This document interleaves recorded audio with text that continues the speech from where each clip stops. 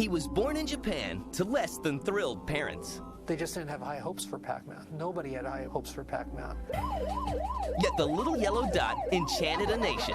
For the second time in history, the Japanese mint had to start making more 100-yen pieces. And the world. Pac-Man is part of a national phenomenon that had to happen when the TV set married the computer. His popularity caused worldwide havoc. There was an American reaction to it, and it was a big reaction, and it was a very angry reaction. Hear the story of his birth. Nakamura-san was afraid that Americans would alter the P on Pac-Man, so he changed it to Pac-Man. His defeat. I had such a tight grip over the joystick at times, I was afraid I was going to shatter it, but I managed to cheat death. And how he captured our hearts. This is the story of Pac-Man.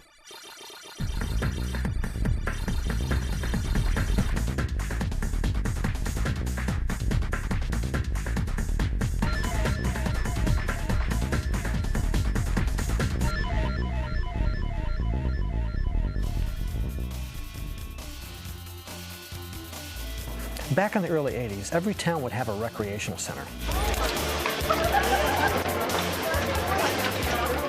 There'd be pinball games, pool tables, shuffleboard, air hockey, foosball, and then maybe a video game or two.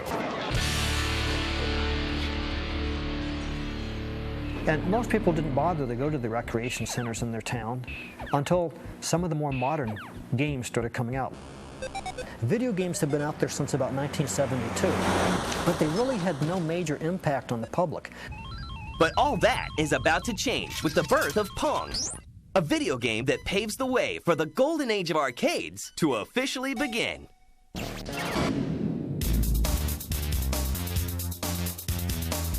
What you see here is part of a national phenomenon, a phenomenon that had to happen when the TV set married the computer.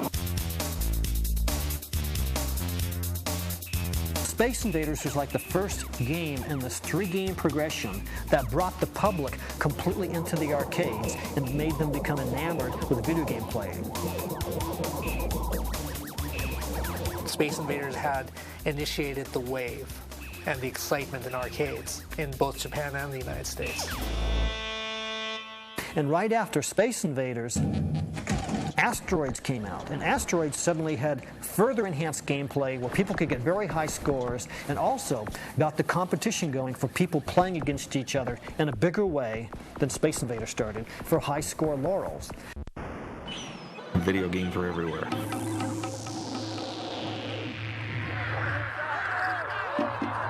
Everybody wanted to go, everybody wanted to play, everybody wanted to be the best. It starts with a quarter. By 1979, the American craze for video games is just beginning. They seem to have captured America's imagination and its pocket change as well. But on the other side of the world, a young Japanese game designer named Toru Iwatani is inventing something new, something that will change video games forever. Iwatani-san is a very interesting fellow. He came to Namco, he wanted to make video games, arcade games, based on pinball. He wanted to make a game that would appeal to women. He wanted to make a game that would be non-violent. And he wanted to make a game using the word tabaru, which was to eat. Namco's president likes the premise. Iwatani is assigned a team of 9 designers to help bring his vision to life. Bear in mind, back then, hardware was pretty limited. You could get shapes and colors, but they couldn't be very detailed. But he started the game, and one of the first things they ran into was, what does this character look like? When I interviewed Iwatani-san, he talked about going to a pizza parlor with his designers. They were eating a piece of pizza. Somebody pulled a slice out. And he looked down at the tray and there was Pac-Man staring at him. Fact or fiction? You make the call. After months of development and location testing, Pac-Man is ready for market. But he takes a back seat to a more conventional game. They made Pac-Man at the same time they made another game called Rally X. And absolutely everybody at Namco loved Rally X. So then they took the games to a Tokyo Game Show, and everybody at the show loved Rally X. The main thing wasn't that people didn't like Pac-Man, they just didn't have high hopes for Pac-Man. Nobody had high hopes for Pac-Man. Despite the low hopes, Namco still finds an American distributor. They hooked up here with Midway Games. Midway was going to import both games. They took both games to an AMA show. Everyone loved Rally X still. Pac-Man was good. Rally X was the game of the show. And then they came out and, well, when's the last time you played Rally X?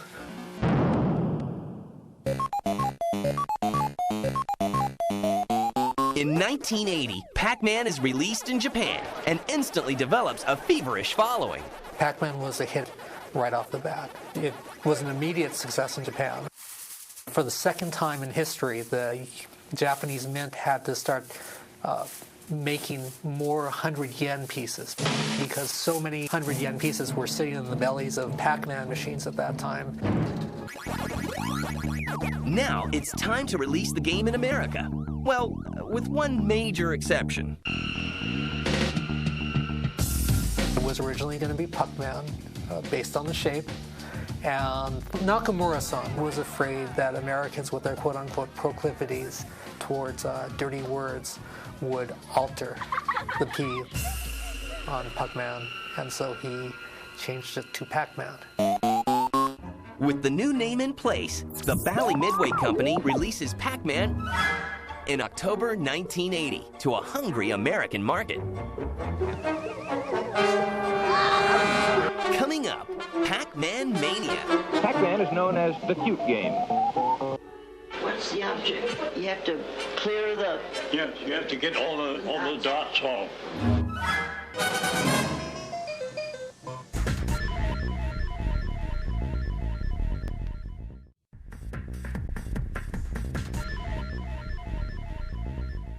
Yellow creature gobbles dots while being pursued through maze by monsters.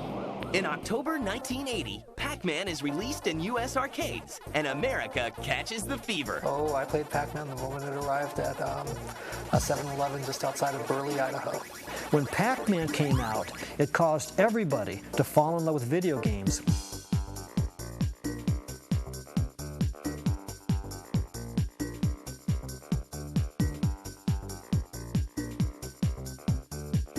The biggest arcade game of all time, by a long shot, the biggest arcade game of all time. In the United States, it caught on. You'd go into any large arcade by mid to late 1980, and you'd see an entire row of Pac-Man machines. And manufacturers have trouble keeping up with the demand.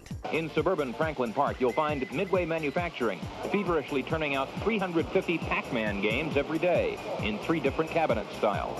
Remember, we're talking about 1980. We're talking about the beginning of MTV. People are still fascinated. They're fascinated with technology. They're fascinated with video, bright images, music, and the future. Pac-Man brought more people in. People went to arcades specifically looking for Pac-Man. The little yellow guy becomes the media's biggest star. Believe it or not, Pac-Man games are wildly successful. Pac-Man finds himself in some very strange places. They popped up everywhere. I mean, 7-Elevens would carry them. Grocery stores are carrying them. The funny one is that at least one funeral home had a couple of arcade machines in its basement. Pac-Man was so good that it managed to escape the arcade and be a unique item for entertainment that could be found any place, not just an arcade. It was an incredible phenomenon at that time. Suddenly, everyone wants a piece of the Pac-Man pie. Pac-Man was the granddaddy in marketing history of gaming property.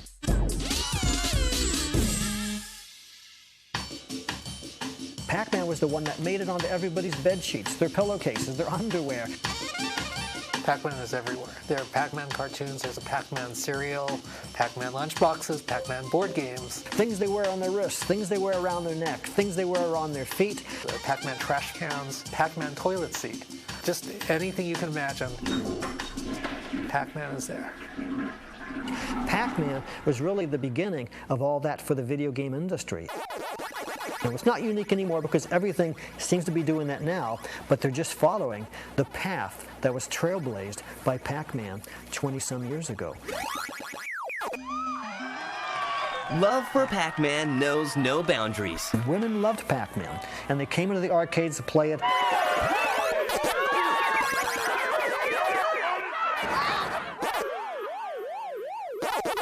But Pac-Man causes mayhem among parents, and he finds himself on the wrong side of the law.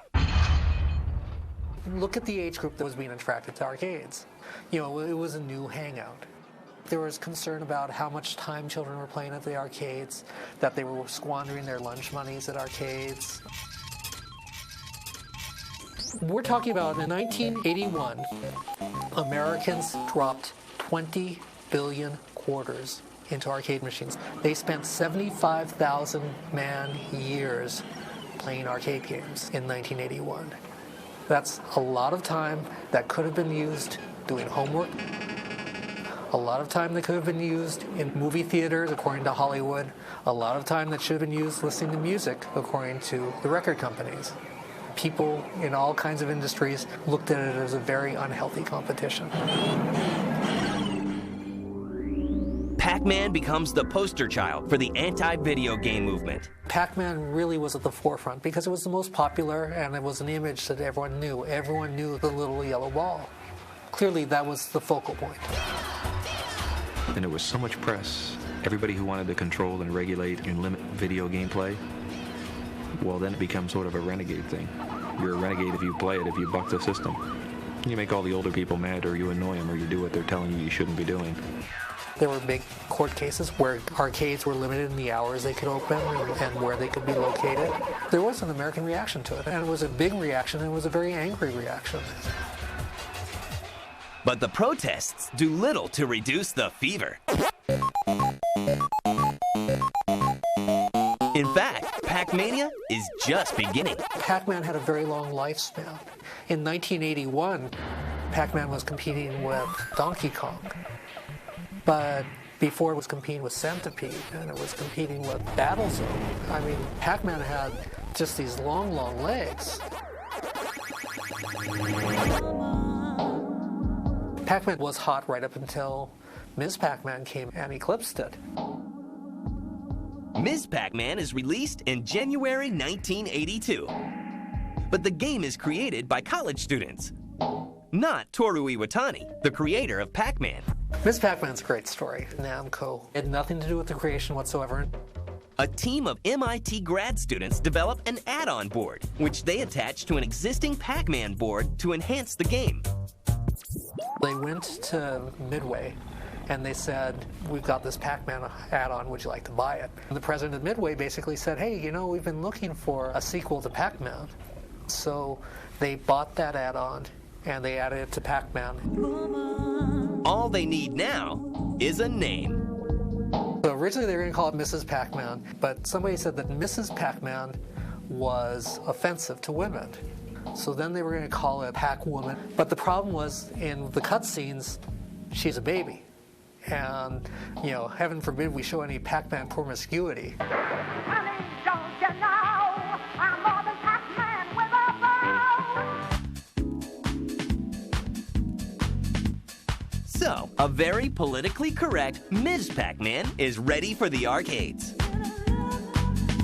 Upon release, she immediately outperforms her predecessor, selling over 115,000 units. But her fame is short-lived.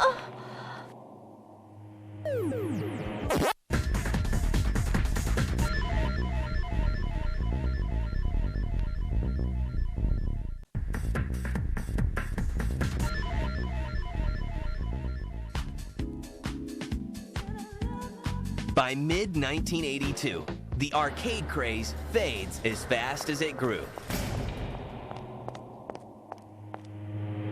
Inevitably, there was a shakeout, and the number of arcades that were existing in America at that time, which numbered maybe about 20,000, which was a lot. It was an arcade in every town, essentially. Then it shook out so that there were only about 12,000 left, and then it shook out more, and there were only about 4,000 left.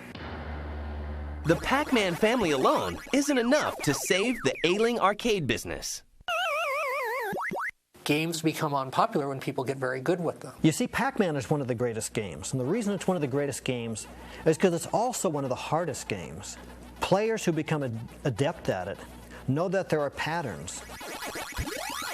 And so now all of a sudden, instead of people playing for 30 seconds, now you have people who can come in, they'll drop a quarter in, and they'll play for an hour, or they'll play for 2 hours, or they'll play until they're just bored and go home. And that all of a sudden makes the arcade business extremely expensive. By this time, the public's attention has already shifted to another technological boom. In the spring of 1982, home versions of popular arcade games are flooding the market. I'd like an Atari 2600 system, please, and everything that goes with it. Everything? You sure you want everything? I want everything. Arcade knockoffs did not have to be especially good or especially attractive. They need to have decent gameplay, and they needed to have the name of the arcade game right on them. But can home consoles save Pac-Man from extinction? In April 1982, anticipation rises for Atari's version of Pac-Man for the VCS. Here comes Pac-Man, biggest game in the history of arcades. People are really excited. The pre-orders are huge. Atari is so sure that this is going to be a hit that they made more copies of Pac-Man than there were active VCSs in people's homes because people would play it, and this would be a huge hit. But the game stunk. The game really, really stunk. There was just nothing right in it. Despite the lackluster graphics, the public loves having Pac-Man in their homes. And Ms. Pac-Man follows closely behind.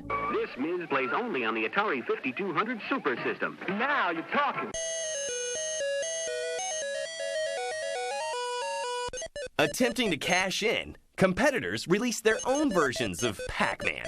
There were all kinds of knockoffs. So what these companies have to do is these companies have to create something that's very Pac-Man-esque.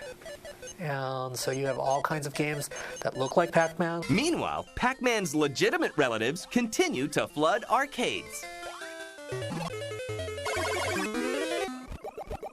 There's Junior Pac-Man, Baby Pac-Man, Super Pac-Man. There are all kinds of Pac-Mans. But all the Pac-Man spin-offs in the world can't save the arcade business. By the mid-1980s, the quarters stopped flowing. The golden age of video arcades is over. Yet Pac-Man still has his loyal fans. Over the past 20 years, Pac-Man has been released on virtually every system.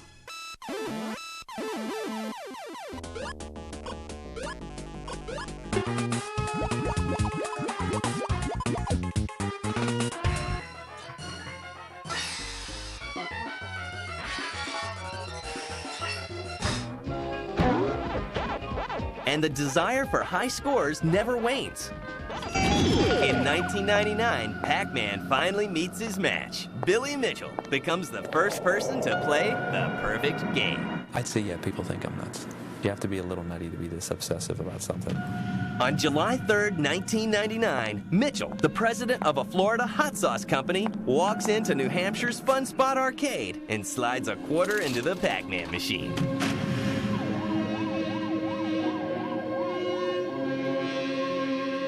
I had such a tight grip over the joystick at times, I was afraid I was going to shatter it. It was for sure the most difficult thing. 6 hours later, Mitchell manages to eat every dot, every ghost, and clear 256 screens. He actually beats the game. 6 hours isn't really any big deal. I could easily do 12 hours.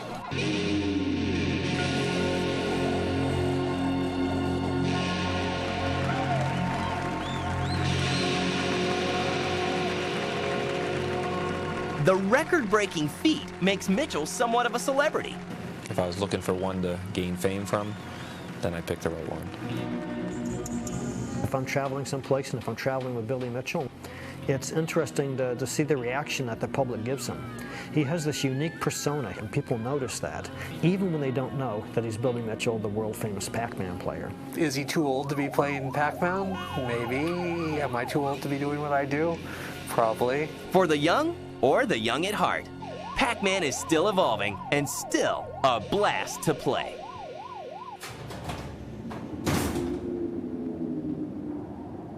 There are very few game characters from the early 80s who are still active in today's gaming scene. Pac-Man would be probably the main one. Pac-Man is engraved in that gaming psyche. Pac-Man did leave an indelible mark on 20th century culture, and especially late 20th century culture. And Pac-Man continues to enchant gamers worldwide with his latest adventure. For Namco, Pac-Man is still very much alive. It's a sign that everything has gone full circle, and now the original games are being recognized and given their due once again, but in a new way. There will always be the people who are going to think about Robotron 2084 or Defender or Donkey Kong. But the biggest group will be thinking about Pac-Man when they think about arcades in the early 80s.